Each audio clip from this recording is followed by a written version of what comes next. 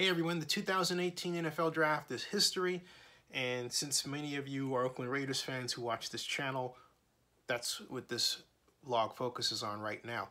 The Raiders, after years, decades really, of spending more money than necessary even for lower round players under head coach John Gruden, who returns for a second stint in that position with the Raiders, they decided to, as they say on the street, flip the script.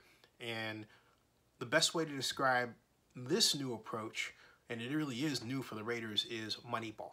That's right.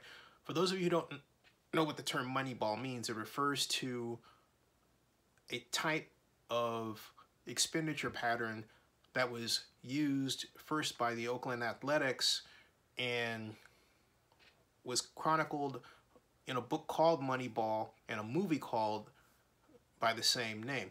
The idea basically is you use as much data as you possibly can find to get players that essentially represent the best value you can for the buck. The idea is to not spend so much on those players with the idea that you're going to get greater production. The Raiders represented MoneyBall by, when they had a high pick, they selected a player that was more high value: offensive line, defensive tackle. And then, if you take a look toward the lower rounds, they focused on occasion, skill position players.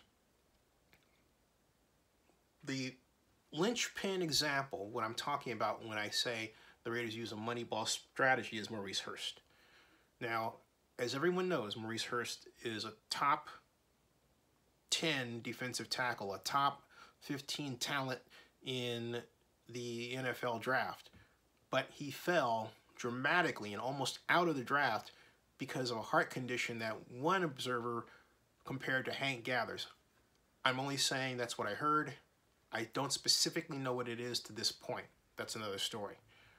What happened was that he fell to the 5th round where the Raiders picked him up. The Raiders had met with him, I believe, 2 weeks before. What the Raiders were able to do is, because of his issue, they essentially took advantage of it, okay?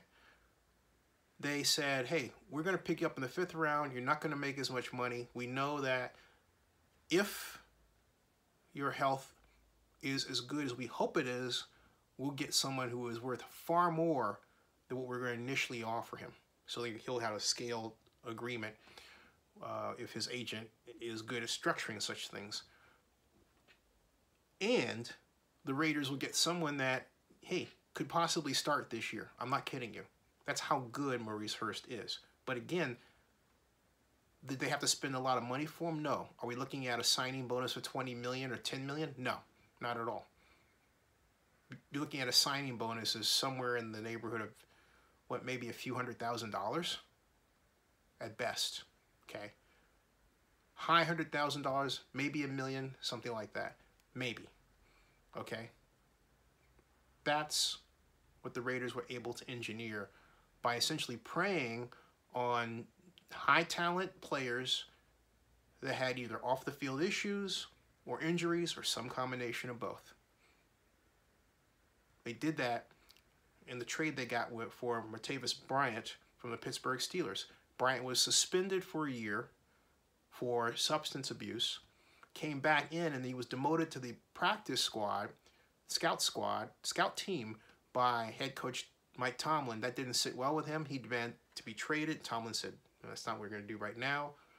Then they granted him his wish. The Steelers did. During the draft, he came to the Raiders.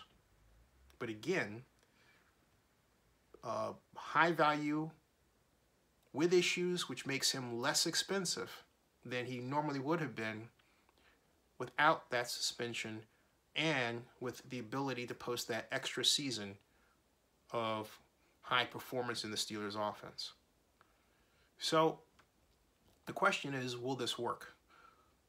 That remains to be seen, because as many people who watch my channel know, I believe that plays and coaching techniques dictate victories, less so expenditures on a player.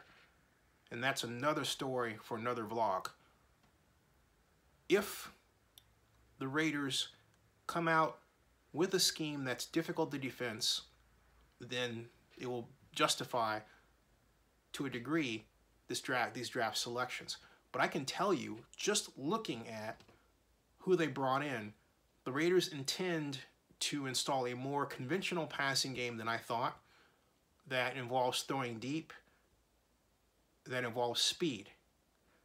The question is, will the Raiders have in this new offensive line a group of gentlemen fast enough to stop the type of fast corner and linebacker blitzes they're going to face? That's the question. But I can tell you, I know precisely what they're going to do. They telegraphed it with these selections. Some of it's the old Oakland Raiders deep ball. But when you say you're going to do that and maybe install a 7-step drop, which I hope I don't see, you're inviting sacks. You're inviting sacks.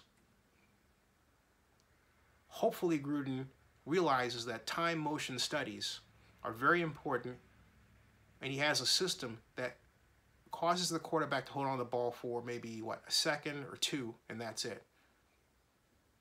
We'll see.